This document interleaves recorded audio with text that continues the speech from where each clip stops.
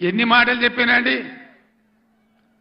కేసీఆర్ 1,00,000 రుణమాఫీ చేసిండు కదా, ఇక ఉరికి ఉరికి ఉరికి 2 లక్షలు తెచ్చుకోండి చెప్పిండ్రా. డిసెంబర్ 9 నాడే మాఫీ చేస్తాం.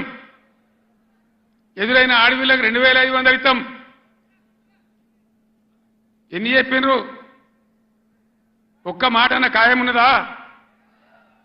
మరి ఏం జరగాలి ఇప్పుడు? ఈ రాష్ట్రం ఇట్లే పోవన్నా? నేను 15 ఏళ్ళు కొట్లాడి సాగు నోట్ల తలకాయ పెట్టి సచ్చేదాకా తెగబడి ఈ రాష్ట్రం సాధించి 10 ఏళ్ళు బ్రహ్మాండంగా అన్ని రకాల ప్రజలను కడుపులో పెట్టుకుని సాదుకున్నాం. రైతు సోదరులను కళ్ళల్లో పెట్టుకొని కాపాడుకున్నాం. ఒక పాలసీ, వ్యవసాయం ద్వారా రాష్ట్ర ఆదాయం పెంచాలని, రైతాంగాన్ని నిలబెట్టాలని అనేక మంచి స్కీములు పెట్టినాం. రైతు బందే వేయలే, ఏలటికి పూర్తి మందికి రాలే. పంటలు వచ్చినాయి, అవి కొనే దిక్కులేదు. కనీసం మద్దతు ధర పోగా 500 బోనస్ ఇస్తామన్నారు. బోనస్ బోగసేనా? బోనస్ వసూలు చేయన్నా? ఈ ప్రభుత్వాన్ని మెడలు వంచానా?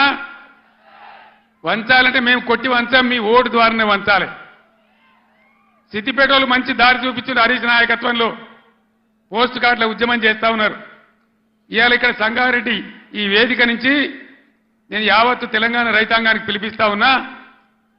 2 లక్షల రుణమాఫీ వెంటనే చేయాలని, ఎండిపోయిన పంటలకు 25,000 నష్టపరిహారం ఇవ్వాలని, ఎకరానికి బోనస్ ఖచ్చితంగా ఇవ్వాలని, వడ్లు వెంటనే కొనుగోలు చేయాలని రాష్ట్ర వ్యాప్తంగా రైతాంగం దయచేసి రేపటి నుంచే పోస్ట్ కార్డు ఉద్యమం మొదలు పెట్టాలని కూడా సిద్దిపేటను మార్గదర్శకంగా తీసుకొని చేయాలని నేను కోరుతా ఉన్నా. ఇవన్నీ చేయాలని అడిగితే ఇప్పుడే పోచారం గారు అన్నాడు, ఒక మంత్రి ఏమో రైతు బంధు అడిగితే చెప్పుతోని కొట్టిండ్రు అంటాడు. ఇంకో ముఖ్యమంత్రిని ఇవన్నీ ఏమైనాయి, ఎందుకు ఏమని గట్టిగా నిలదీస్తే ఏం మాట్లాడతారు లిల్లీ పుట్టుగాళ్ళు? నీ గుడ్లు వీకి గోటీలు ఆడుకుంటాము, నీ పేగులు తీసి మెడలేసుకుంటాము, నిన్ను పండబెట్టి తొక్కుతాము, నీ ముడ్డి మీద షెడ్డి లేకుండా షెడ్డీలు గుద్దుకుంటాము.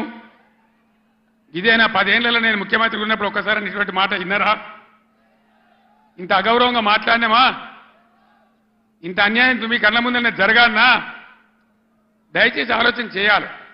ఎలక్షన్ అంటే ఓట్లు అంటే ఏదో ఆగమాగం ఓట్లేసుడు కాదు. ఇలా సభలో ఉన్నారు, నేనే ఒక 100-150 లారీలు దాటుకుంటూ వచ్చిన, అందులో ఫుల్గా మంది ఉన్నారు. చాలా దూరంలో పోలీసు వాళ్ళు ఆపుతా ఉన్నారు, పోలీసు వాళ్ళు బొమ్మలు వీకేస్తా ఉన్నారు.